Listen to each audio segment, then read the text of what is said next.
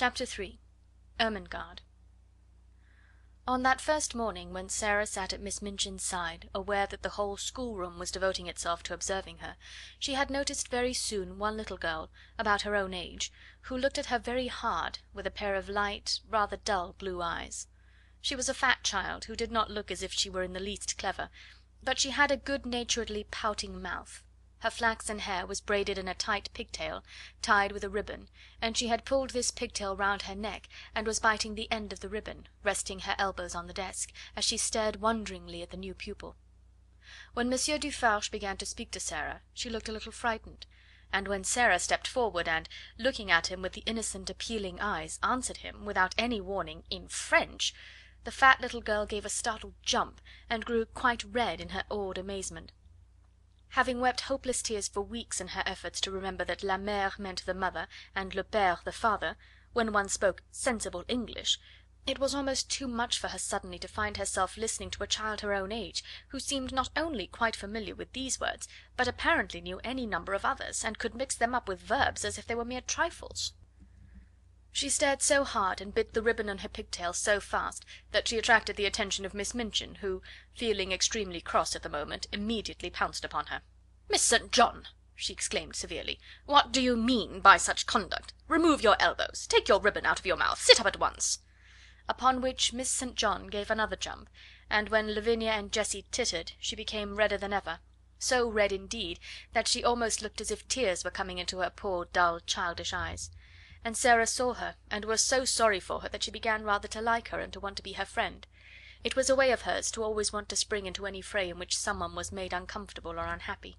If Sara had been a boy, and lived a few centuries ago, her father used to say, she would have gone about the country with her sword drawn, rescuing and defending everyone in distress.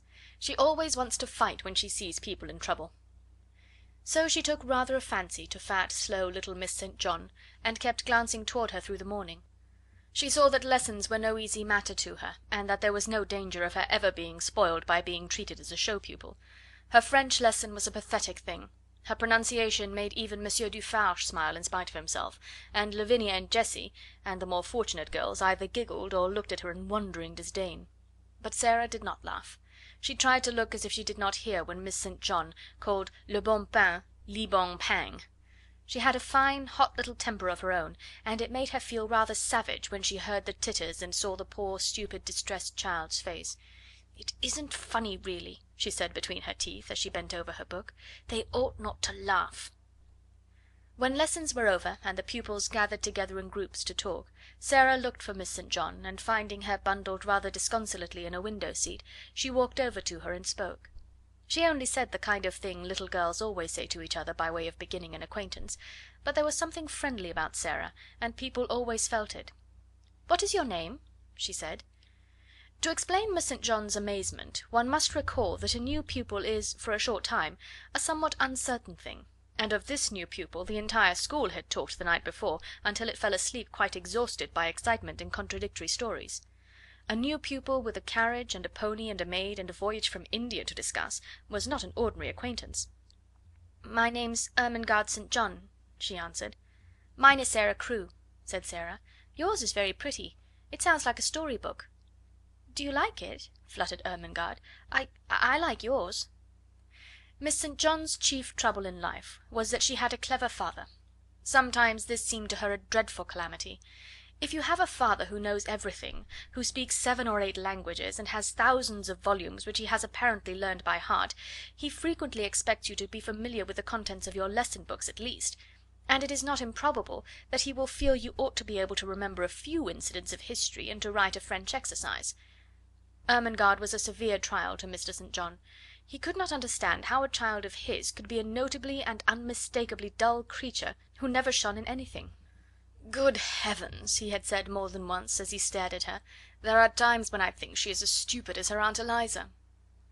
If her Aunt Eliza had been slow to learn and quick to forget a thing entirely when she had learned it, Ermengarde was strikingly like her. She was the monumental dunce of the school, and it could not be denied. "She must be made to learn," her father said to Miss Minchin. Consequently, Ermengarde spent the greater part of her life in disgrace or in tears. She learned things and forgot them, or if she remembered them she did not understand them. So it was natural that, having made Sarah's acquaintance, she should sit and stare at her with profound admiration. "You can speak French, can't you?" she said respectfully. Sarah got on to the window seat, which was a big deep one, and tucking up her feet, sat with her hands clasped around her knees. "I can speak it because I have heard it all my life," she answered. "You could speak it if you had always heard it." "Oh, no, I couldn't," said Ermengarde. "I never could speak it." "Why?" inquired Sarah curiously. Ermengarde shook her head so that the pigtail wobbled. "You heard me just now," she said. "I'm always like that. I can't say the words. They're so queer." She paused a moment, and then added with a touch of awe in her voice: "You're clever, aren't you?" Sarah looked out of the window into the dingy square, where the sparrows were hopping and twittering on the wet iron railings and the sooty branches of the trees. She reflected a few moments. She had heard it said very often that she was clever, and she wondered if she was, and if she was, how it had happened. "I don't know," she said. "I can't tell." Then, seeing a mournful look on the round, chubby face, she gave a little laugh and changed the subject. "Would you like to see Emily?" she inquired. "Who is Emily?" Ermengarde asked, just as Miss Minchin had done. "Come up to my room and see," said Sarah, holding out her hand. They jumped down from the window seat together and went upstairs. "Is it true," Ermengarde whispered, as they went through the hall, "is it true that you have a playroom all to yourself?" "Yes," Sarah answered. "Papa asked Miss Minchin to let me have one because well, it was because when I play I make up stories and tell them to myself, and I don't like people to hear me. It spoils it if I think people listen." They had reached the passage leading to Sarah's room by this time, and Ermengarde stopped short, staring, and quite losing her breath. "You make up stories?" she gasped. "Can you do that as well as speak French? Can you?" Sarah looked at her in simple surprise. "Why, anyone can make up things," she said. "Have you never tried?" She put her hand warningly on Ermengarde's. "Let us go very quietly to the door," she whispered, "and then I will open it quite suddenly, and perhaps we may catch her." She was half laughing, but there was a touch of mysterious hope in her eyes which fascinated Ermengarde, though she had not the remotest idea what it meant, or whom it was she wanted to catch, or why she wanted to catch her. Whatsoever she meant, Ermengarde was sure it was something delightfully exciting, so, quite thrilled with expectation, she followed her on tiptoe along the passage. They made not the least noise until they reached the door. Then Sarah suddenly turned the handle and threw it wide open. Its opening revealed the room quite neat and quiet, a fire gently burning in the grate, and a wonderful doll sitting in a chair by it, apparently reading a book. "Oh, she got back to her seat before we could see her," Sarah explained. "Of course they always do. They're as quick as lightning." Ermengarde looked from her to the doll and back again. "Can she walk?" she asked breathlessly. "Yes," answered Sarah. "At least I believe she can. At least I pretend I believe she can, and that makes it seem as if it were true. Have you never pretended things?" "No," said Ermengarde. "Never. Tell me about it." She was so bewitched by this odd new companion that she actually stared at Sarah instead of at Emily, notwithstanding that Emily was the most attractive doll person she had ever seen. "Let us sit down," said Sarah, "and I will tell you. It's so easy that when you begin you can't stop. You just go on and on doing it always, and it's beautiful. Emily, you must listen. This is Ermengarde St. John, Emily. Ermengarde, this is Emily. Would you like to hold her?" "Oh, may I?" said Ermengarde. "May I really? She's beautiful." And Emily was put into her arms. Never in her dull, short life had Miss St. John dreamed of such an hour as the one she spent with the queer new pupil before they heard the lunch bell ring and were obliged to go downstairs. Sarah sat upon the hearth rug and told her strange things.